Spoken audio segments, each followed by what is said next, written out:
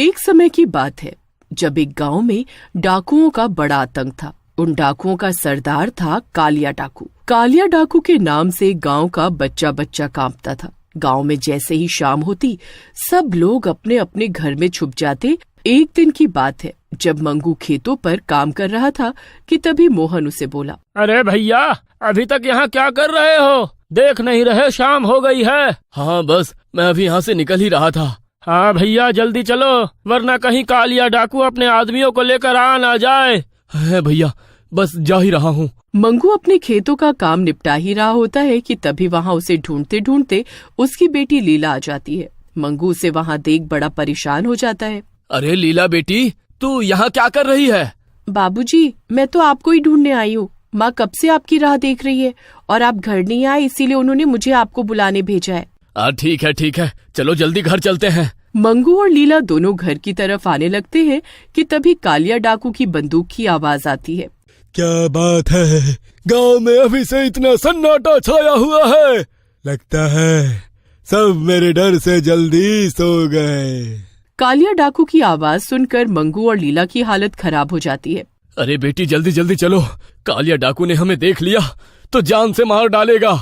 मंगू इतना बोलता ही है कि तभी पीछे से आवाज आती है। मंगू और लीला पीछे मुड़कर देखते हैं तो पीछे कालिया डाकू होता है और उसके हाथ में लंबी सी बंदूक होती है। कालिया डाकू की नजरों से आज तक कोई बचा है जो तुम बचोगे? सरदार, हमें जाने दो, छोड़ दो हमको। अरे अरे अरे अरे, इतना डर किस बात का है भाई? मैंने अभी कहा तुमको कुछ कहा। कालिया डाकू बात तो मंगू से कर रहा होता है पर उसकी नजर लीला के ऊपर होती है। वो लीला की खूबसूरती सर से पांव तक देख रहा होता है।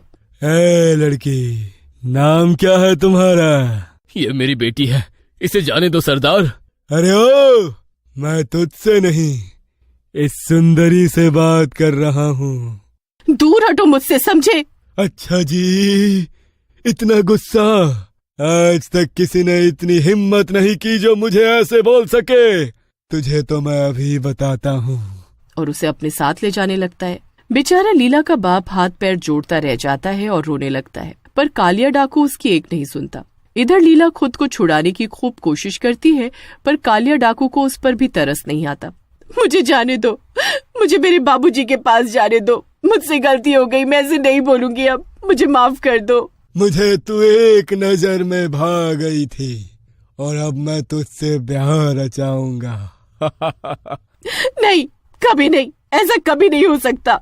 कालिया डाकू उसे अपने ठिकाने पर ले जाता है और उसे एक कमरे में बंद कर देता है। उसके बाद वो पंडित को बुलाकर उसे जबरदस्ती शादी की तैयारी करता है। लीला को जब कुछ समझ नहीं आ रहा होता तो वो कालिया डाकू की बंदूक उठाती है और उसके सर पर रखकर गोली चला देती है। कालिया डाकू उसी वक्त मर जाता है।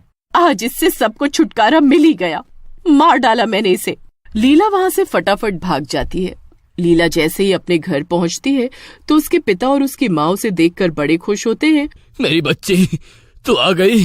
मुझे यकीन नहीं हो रहा, आखिर तो उस कालिया डाकू के चंगुल से कैसे बचकर भागी? हाँ बेटी, आखिर तू कैसे बचकर आई?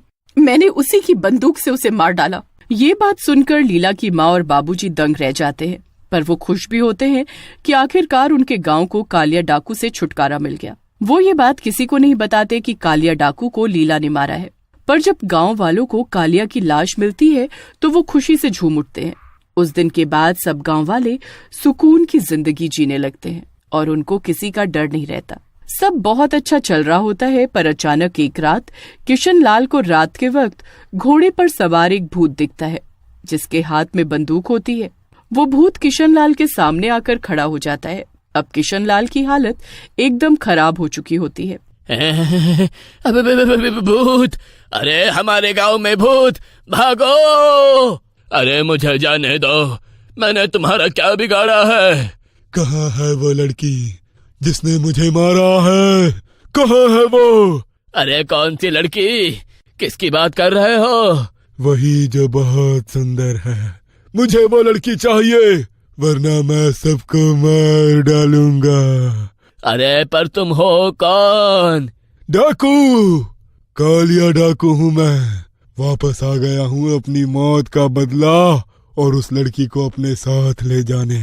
जाओ जाकर बता दो सब गांव वालों को कि अगर मुझे वो लड़की नहीं मिली तो मैं गांव की सभी लड़कियों को मार डालूंगा। किशनलाल रात के अंधेरे में भागता हुआ गांव वालों को जाकर उठाता है। अरे वो आ गया है, कालिया डाकू आ गया है। ये बात सुनकर सब गांव वाले हैरान रह जाते हैं, क्योंकि कालिया डाकू तो मर चुका होता है। अरे पर वो तो मर चुका है ना? हाँ, वो मर चुका है और अब उसका भूत आया है अपनी मौत का बदला लेने। किशनलाल फिर सारी बात गांव वालों को बताता है। अगले दिन शीला और लीला की माँ कुएं पर पानी भर रहे होते हैं और तभी शीला लीला से बोलती है, तुमको तो पता ही होगा कि आखिर वो कालिया डाकू का भूत गांव में वापस आ गया है। बोल रहा था कि उसे किसी गांव की लड़की नहीं मारा है और अब उस भूत को उसी लड़की की तलाश है। वो लड़की अगर उसे ना मिली तो वो रोज गांव की एक लड़की को उठाकर ले जाएगा।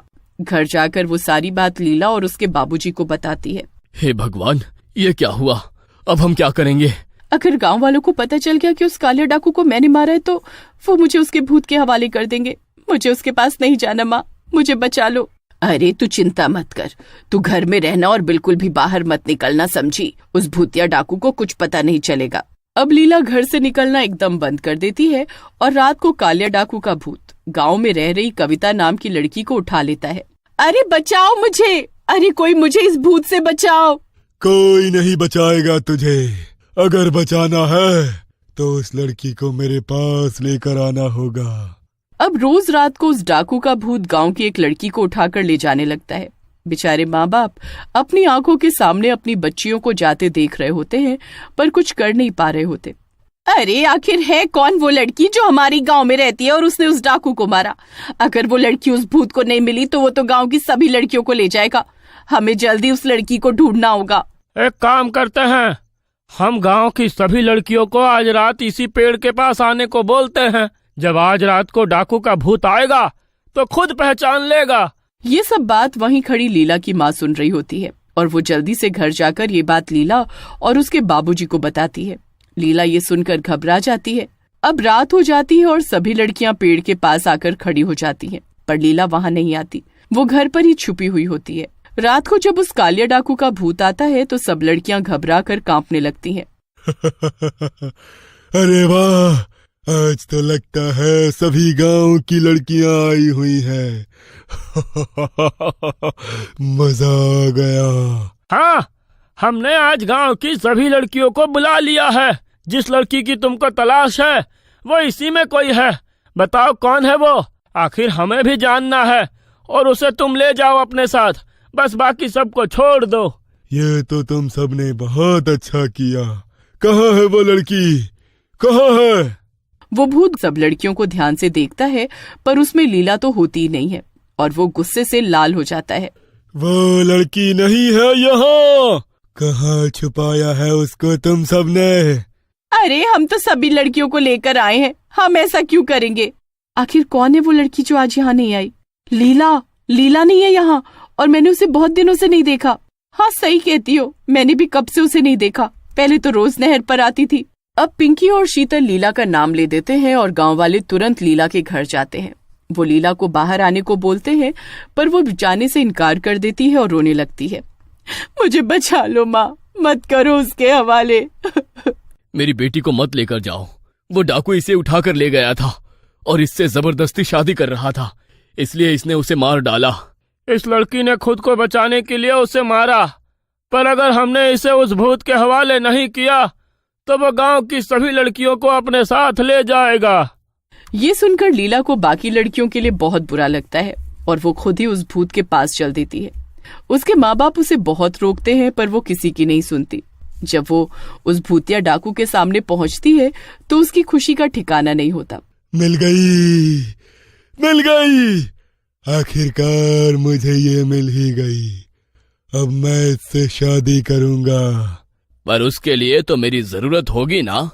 चलो मैं तुम्हारी अभी शादी करवाता हूँ। भूतिया डाकू इस बात पर राजी हो जाता है, पर पंडित सब गांव वालों के सामने लीला की शादी उस भूत से करवाने लगता है। भूत बड़ा ही खुश होता है, पर उसे इस बात का जरा भी अंदाजा नहीं होता कि उसके साथ क्या होने वाला है। जैसे ही वो भूत अपने हाथ से पंडित की दी हुई सामग्री अग्नि में डालता है, वो उसी में भस्म हो जाता है। मिल गई इसे मुक्ति और हम सबको भी। गांव वाले खुशी से झूम उठते हैं। लीला और उसके माँ बाप भी खुशी से रोने लगते हैं। सभी लड़कियां वापस आ जाती हैं और पूरा गांव खुशहाली की जिंदगी जीने लगता है।